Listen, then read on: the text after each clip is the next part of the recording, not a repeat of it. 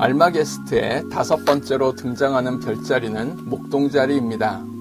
국립국어원 표준국어 대사전에는 이 별자리의 이름으로 목동자리와 목자자리가 등장합니다. 여기서는 목동자리라는 이름을 사용하겠습니다. 목동자리는 그리스어로 보테스라고 합니다. 이 이름의 어원은 확실하지 않지만 목동이 가축들에게 큰 소리를 지르는 것을 연상하여 시끄러운 또는 떠들썩한을 의미하는 그리스어 소리보데스에서 왔을 것이라는 견해가 있습니다. 보테스의 어원에 대한 또 다른 설명은 소몰이를 의미하는 보에이데에서 왔다는 것입니다. 바로 옆에 있는 큰 곰자리가 수레를 끄는 솥대를 시각화한 것이라는 견해와 연관이 있습니다. 그리스에서 이 별자리는 아르크토필락스로도 알려져 있습니다. 아르크토필락스는 곰을 기르는 사람, 곰을 돌보는 사람, 곰을 지키는 사람 등 다양하게 해석됩니다. 아라토스는 아르크토필락스는 보테스로도 알려져 있다는 기록과 함께 아르크토필락스를 북극점을 중심으로 곰을 몰고 다니는 사람으로 기록했습니다.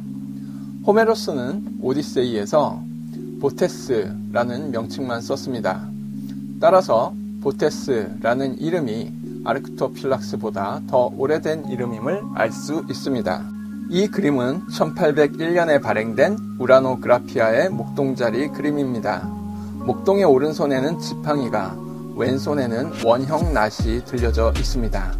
알마게스트의 지팡이는 등장하지만 원형 낫에 대한 기록은 전혀 존재하지 않습니다. 즉, 원형 낫은 나중에 추가된 것입니다. 왼손에는 사냥개 자리에 목줄도 함께 쥐어져 있습니다.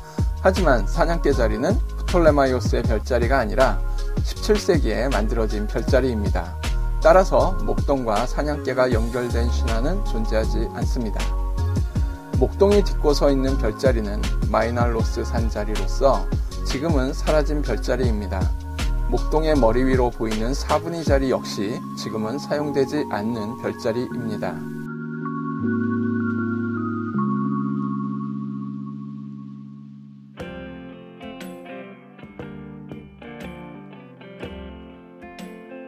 목동자리가 칼리스토의 아들 아르카스를 상징한다는 신화는 큰 곰자리에서 설명드린 바 있습니다.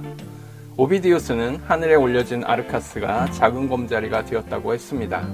반면 고대 그리스의 희극시인 암피스는 아르카스가 곰으로 변한 자신의 어머니를 보호하는 아르크토필락스, 즉 목동자리가 되었다고 했습니다. 에라토스테네스는 아르카스에 대해 다음과 같은 이야기를 전하고 있습니다. 하루는 제우스가 칼리스토의 아버지인 리카온의 만찬에 참석하였습니다. 여기에서 리카온은 끔찍한 일을 벌리죠. 리카온은 자신의 초대를 받아 온 손님이 정말 제우스인지 시험하기 위해 아르카스를 죽여 음식으로 대접했습니다. 즉, 아들을 죽여 아버지에게 음식으로 대접한 것입니다. 분노에 휩싸인 제우스는 상을 뒤엎어버리고 벼락을 내려 리카온의 아들들을 죽여버렸습니다. 그리고 리카온은 늑대로 만들어버리죠.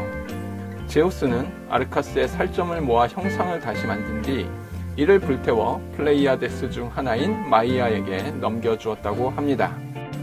목동자리에 대한 또 다른 주인공으로 이카리오스가 있습니다. 히기누스의 천문학 실론에 따르면 이카리오스는 디오니소스로부터 포도 경작과 포도주 만드는 법을 배운 사람입니다.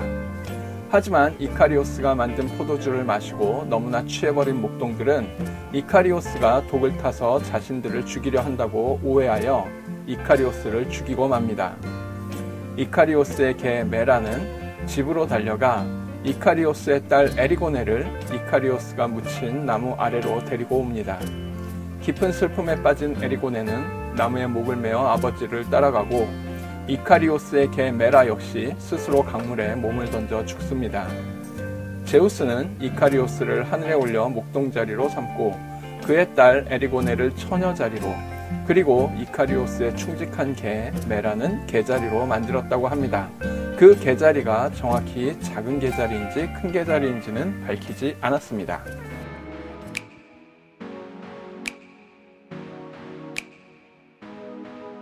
목동자리에는 온 하늘을 통틀어 4번째로 밝은 별이 있습니다.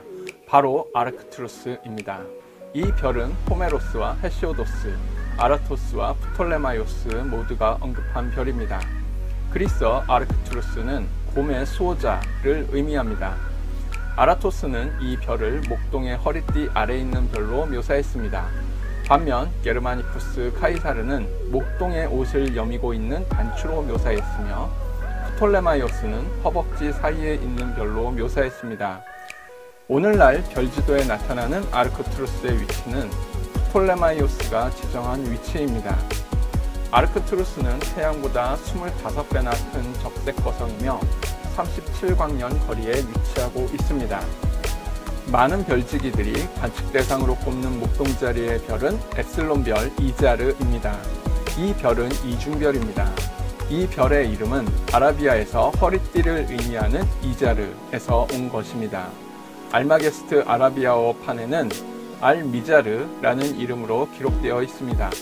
한편 이 별의 이름으로 풀케리마라는 라틴어가 쓰이기도 하는데, 이는 망원경으로 바라봤을 때 황금색과 백색의 이중별이 만드는 아름다운 색깔 때문에 만들어진 것으로 최근에 붙여진 이름입니다.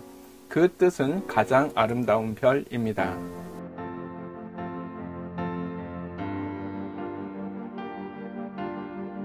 계절별 별자리라는 개념이 있습니다. 각 계절별로 자정에 하늘 한복판에 보이는 별자리를 이르는 개념입니다.